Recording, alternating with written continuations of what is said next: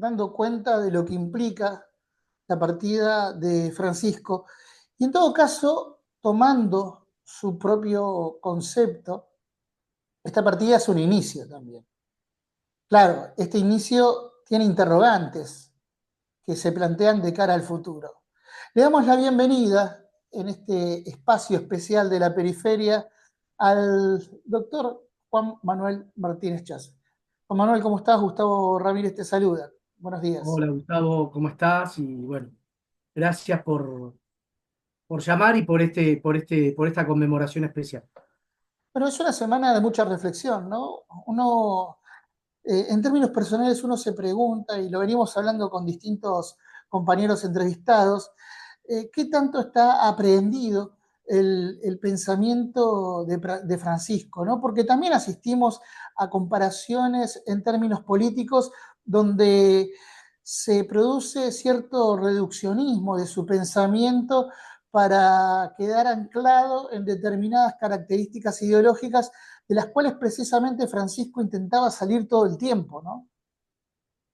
Y eh, sí, obviamente cada uno hace un análisis de, de la riqueza enorme que significó el pontificado de Francisco, tratando por ahí de justificar su lugar en el mundo, ver si su opción política, su idea y demás se ajusta o logra jerarquizarse por la opinión o por una parte de la opinión de quien fue el líder más importante de la Iglesia y uno de los líderes mundiales más importantes, quizás la voz de la conciencia más importante del mundo en este último tiempo.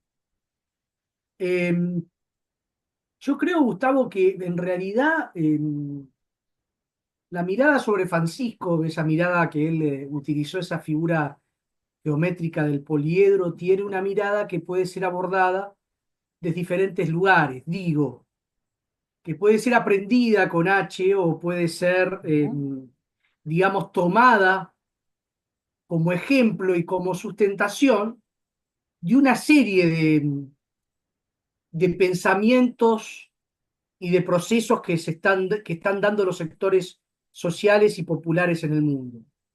Cada uno con sus características, cada uno con su cultura, con su impronta, ¿no? Pero fundamentalmente vinculados al humanismo. Me parece que lo más importante, o una de las cosas más importantes que significaron el pontificado de Francisco es justamente una revitalización y una puesta en el escenario mundial de una opción superadora, que no por ser superadora o ayornada en este último tiempo, no tiene antecedentes en la historia universal, tiene muchísimos antecedentes, pero parecía que en el último tiempo todo se reducía a una concepción neoliberal de las cosas, ¿no? Y muchas veces esta concepción neoliberal tenía representantes, llamémosle así, políticos que se vinculaban a la derecha, el neoliberalismo clásico, o por ahí a sectores más ubicados antojadizamente en la izquierda del mapa político, ¿no? En ese espacio donde los partidos neoliberales y socialdemócratas compartían un eje en común de sustentación de este modelo que mata, excluye, nace o renace el humanismo, ¿no? Yo creo que de la mano de Francisco renace el humanismo, renace una mirada de las cosas, de la política, de la historia, de la situación de los pueblos, de los países, inclusive una mirada geopolítica que tiene que ver justamente con una idea de la promoción del hombre y la mujer y fundamentalmente rescatando el hombre y la mujer participando en el contexto social, en un contexto social que los dignifica y en un contexto social en el que buscan la felicidad pero esa felicidad que se logra no a través del dinero o del individualismo posesivo, sino a través de el conjunto o a través del crecimiento de la comunidad, del colectivo. Me parece que eso, a partir de eso se construye un escenario distinto, ¿no? Donde se puede hablar de, de trabajo, de migraciones, de la casa común, se puede hablar de los efectos de la inteligencia artificial en el ser o en la humanidad hoy, se puede hablar de economía, se puede hablar del rol nefasto de las finanzas, pero siempre teniendo este marco común, esta cosmovisión que pone al hombre y a la mujer en el centro de la escena y como la base de toda la dignificación de cualquier idea, de cualquier cultura, y fundamentalmente toma para la religión ese rol más importante y en este caso para la religión más importante numéricamente del mundo, que es la católica apostólica romana, en diálogo con el resto de las creencias y religiones. A partir de esta idea de renacer del humanismo, Francisco también establece un vínculo estrecho en términos de fomentar la dignidad humana con el trabajo, ¿no? El trabajo vuelve a estar en la centralidad de la escena social, cultural, política y económica, ya no desde un punto de vista materialista, sino desde el punto de vista también de concepción espiritual. Digamos, teniendo en cuenta que Francisco eh, retoma ese camino de la espiritualidad, el trabajo que atraviesa a todo el catolicismo a lo largo de su historia vuelve a ocupar una escena preponderante refutando los principios dogmáticos del materialismo, ¿no? Sí, y me parece que ahí hay una continuidad de lo que fue de lo que es la doctrina social de la Iglesia, con las diferentes encíclicas sociales desde Rerum Novarum en adelante.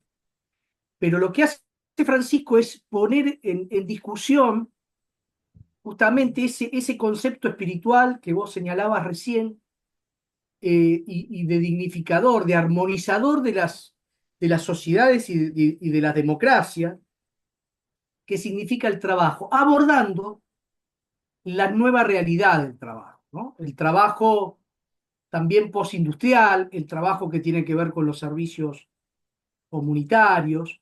Por eso, si nosotros analizamos toda la estructura del concepto y un trabajo, perdóname, Gustavo, Sí. en diálogo con la cuestión política y justamente con el diálogo con la naturaleza, ¿no? Uh-huh. Me parece que ahí está lo esencial del ideario de Francisco.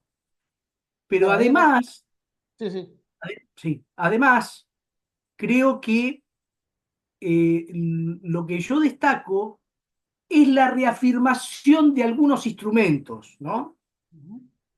Así como hace la reafirmación de la política como el grado más alto de la caridad y de la política, quizás contra los totalitarismos o contra los outsiders y demás, hace una reivindicación de los sindicatos, ¿no?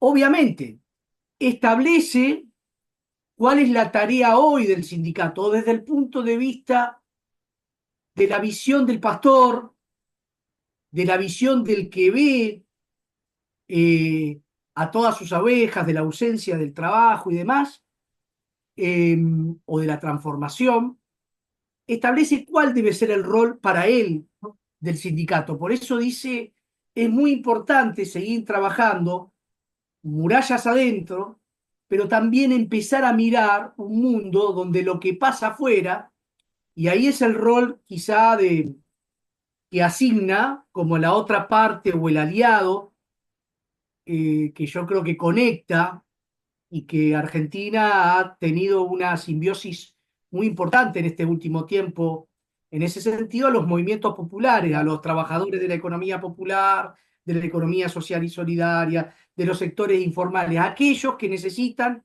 acceder a los derechos justamente para lograr ese estado no solo de dignificación en términos materiales, sino espirituales y comunitarios, como vos lo señalabas recién. Y a mí me parece que es importante porque Francisco tiene al mismo tiempo esa intransigencia de de los dogmas generales en materia del trabajo, de lo que no hay que ceder, pero a su vez entra el diálogo con las nuevas realidades y nos invita a cambiar algunas cosas, ¿no? Me parece que eso es importante, pero cambiar en el mismo sentido. Es intransigente, por ejemplo, cuando dice, el trabajo es decente, el trabajo es con derechos o es esclavo. Digo, ahí no hay término medio, es con derechos o es esclavo, pero a su vez establece justamente esa lucha de que hay una enorme cantidad de trabajadores y trabajadoras en el mundo cuyo trabajo no es reconocido, no es, no es contabilizado en el Producto Bruto Interno, que tiene que ver con esto de los servicios comunitarios, tiene que ver con la autosubsistencia y demás, que es muy grande a nivel mundial y en algunos países, y que necesita de esos derechos. Por eso es un diálogo permanente donde el movimiento sindical eh, tiene que colaborar y ha colaborado en este sentido. Por algo se ha dicho muchas veces que la Laudato Si, al ser una encíclica socioambiental, no ambiental, es la rerum novarum de nuestros tiempos, ¿no? Toda la tarea que debemos realizar en el mundo del trabajo y de alguna manera laboralizar la humanidad, que es lo que llamó Francisco en todo su pontificado, ¿no? Bueno, él decía que Laudato Si no era una encíclica verde, ¿no? No en el sentido del mero ecologismo, ¿no? Lo superaba, me parece, en esa instancia porque da un panorama mucho más amplio en función de esto que estás señalando, que también implica un cambio sustancial hacia adentro de la iglesia que empieza a tener un abordaje mucho más amplio de las problemáticas socioculturales que hacen a la humanidad en este contexto, ¿no? Entendiendo siempre que hay un núcleo rector que tiene que ver con la presencia de Dios y la creación, pero a partir de allí hay un desarrollo también de un pensamiento filosófico, si se quiere, mucho más profundo y que rescata esa esenciabilidad que muchas veces se pierde de lo que implica el concepto de la iglesia en sí mismo, ¿no? Esta idea de iglesia en salida tiene que ver complementariamente con lo que se plasma en Laudato Si. Ahora le agrego a esto, en torno de estas reflexiones mutuas, el hecho de que Francisco también pone de relevancia un concepto que muchas veces pasa desapercibido en muchas discusiones, sea del campo político, social, cultural o económico, que tiene que ver con la alegría, ¿no? Eso que en el drama cotidiano, en la coyuntura material, se pierde de vista. Y ahí uno puede decir, bueno, hay una relación emparentada con lo que proponía en términos de doctrina el peronismo, ¿no? La felicidad del pueblo como fin de lo que puede llegar a ser la comunidad organizada. Esto no quiere decir que tengamos que reducir a Francisco en el peronismo, sino que el peronismo aborda las temáticas esenciales de la doctrina social de la Iglesia y por eso también encontramos coincidencias. Sí, obviamente la felicidad o la alegría, la felicidad de la persona, tiene que ver justamente con esta mirada, justamente dignificadora, de participación, esta mirada que deje atrás cualquier política de opresión, cualquier política que lleve al descarte, tanto sea humano como de de los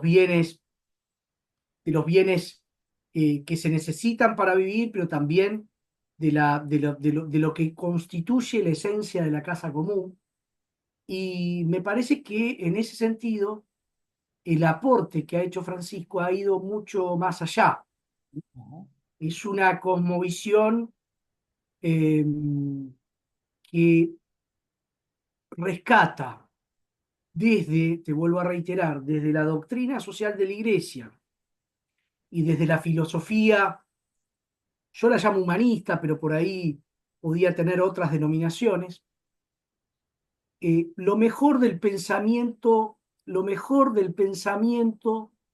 en diálogo con el actuar situado de la realidad, ¿no? Porque también hay una fuerte reivindicación, como vos lo decías bien, de Francisco, de las identidades, de la cultura. Hay una reivindicación muy fuerte del concepto de nación. ¿Mm?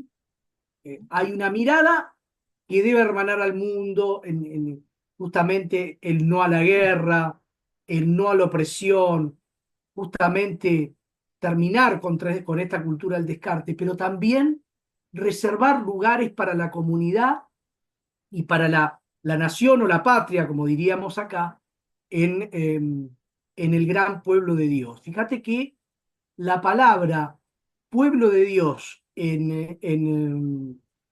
justamente en la praxis y y en la teleología de Francisco, tiene que ver justamente con un concepto muy latinoamericano, el concepto de ujú, pueblo, este, que por ahí tiene menos implicancia en otras latitudes, en Europa, estoy pensando, por ejemplo, ujú. pero ese concepto del pueblo que camina junto y tratando de lograr la dignificación y donde, como vos decías recién, atándolo a algunas concepciones que tienen que ver con la constitución del peronismo, nadie puede realizarse o nadie puede ser feliz, nadie puede estar alegre si un hermano no se realiza o no tiene o no le ha tocado la posibilidad de ser feliz en esta vida terrenal, ¿no? Para tomar referencias de lo que está pasando en esto de humanizar la situación, porque vivimos en un proceso de deshumanización permanente, veíamos una señora que estaba vendiendo carilinas aquí cerca del estudio, en Florida y Corrientes, que estaba en silla de ruedas, con el brazo roto, tenía un yeso, y la policía literalmente apretándola, ¿no? Le decía que no podía estar ahí, que no podía, que si quería venderse tenía que mover. Claro, en paralelo vos tenías a los arbolitos, que no son tocados por las fuerzas del orden, digamos, pero claro, habían llamado al móvil policial y la mujer se puso nerviosa y se puso a llorar. Yo decía, ¿qué me van a llevar presa? Le decían, no, le van a venir a llevarla, a confiscar lo que usted tiene, pero si me llevan esto, no tengo nada.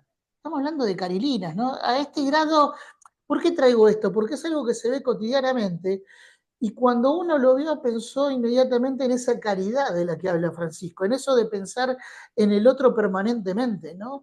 Y donde la deshumanización nos lleva a esta semblanza de la obediencia debida en función de defender regímenes que son materiales en detrimento de la humanidad, porque ¿qué hace esa persona que es humilde, que es pobre, que se va ganando la vida vendiendo carilina para ver, no es que tampoco está vendiendo a rolete y se va a llevar 100.000 pesos por día, digamos, es esta semblanza de la deshumanización permanente a la cual a veces no observamos con detenimiento, pero que ocurre alrededor nuestro. Bueno, ahí está también la presencia de Francisco en esto de retomar el sentido de humanizarnos, escuchándonos y celebrar la cultura del encuentro que tiene que ver precisamente con esto que decías en un momento, ¿no? El renacer de la humanización. Y justamente me parece que también para que renazca la humanización, como decía Francisco, tiene que haber un retorno a algunos valores tradicionales, ¿no? Algunos valores tradicionales. Y esto tiene que ser bien entendido. Me parece que em, en uno de los tantos reportajes de los tantos que brindó Francisco a medios internacionales, recuerdo uno, un periodista español que se centró en el tema de migraciones, ¿no? Sobre el tema de la Ujú, migración, eh, y al mostrarle algunos elementos cortantes que se ponían en determinadas vallas en la entrada a Europa, justamente para que quien lograra superar todos esos escollos tuviera heridas que podían ser importantes o configurar la muerte, Francisco se quedó muy conmocionado. Y ahí me parece que suelta una de las reflexiones que yo creo que valen la, valen rescatarla hoy, porque esa situación, no quiero hacer eje en la policía o en las fuerzas de ujú. seguridad, porque puede pasar con otras personas que no se dan Sí, sí, vuelta, si sí. quieren, ¿no? No la pueden llevar presa, pero no se dan vuelta o emiten epítetos. Me parece que es estamos viviendo, dijo Francisco, en un mundo, el mundo se olvidó de llorar, ¿no? Me parece que hemos perdido ese sentimiento fundamental de conmocionarse por la situación del otro, ¿no? Vos describías recién la situación de esta persona, de esta señora, y digo, uno no puede más que conmoverse, más que echar una mano, más que tratar de ver qué se puede hacer, qué necesita. Me parece que esa lógica, Gustavo, que tenía que ver y que supo estar muy enraizada, en la sociedad argentina. Y yo creo que todavía esa solidaridad, ¿no? Que se ha demostrado, por ejemplo, hace poco con los sucesos trágicos de Bahía Blanca y demás, Ujú. está presente. Pero me parece que esa centralidad hay que ponerla por encima de todo, ¿no? Y me parece que así como vos te paraste o te sentiste conmovido, humillado por esa situación, en una sociedad que tuviera este mínimo componente, como habla Francisco, esta capacidad de llorar, ni siquiera, ni siquiera el policía debería cumplir esa función, ¿no? Claro. Al contrario, la función debería ser la de acoger, la de brindar, la Ujú, de integrar. ujú, El problema estaba más arriba de Florida, ujú. estaba Claro. con los arbolitos que venden dólares, que también son laburantes, ¿no? Pero que Sí, sí, además sí. forman parte de un complejo que, de, de finanzas sin economía, de finanzas sin producción, de finanzas como fin sin el ser humano, que están al servicio del dinero como multiplicador del dinero, ¿no? Ese es la verdadero agravio a nuestra sociedad. Ahí está el robo, ahí está la deshumanización, ahí está eh, ahí está la decadencia que estamos viviendo hoy, no solo en Argentina, sino en muchos lugares, ¿no? Cuando nos conmovamos más por esas cuestiones y no por el precio del dólar, creo que habremos Claro. logrado una sociedad con otros valores distinta que es la que ha aspirado Francisco y que yo creo que forma parte esencial de su legado, ¿no? Juan Manuel, lo vamos a seguir porque a lo largo de nuestras emisiones vamos a seguir retomando, obviamente, el pensamiento del Papa Francisco. Será hasta la próxima y te agradecemos, como No, siempre. muchas gracias a vos, Gustavo, y hasta un próximo encuentro.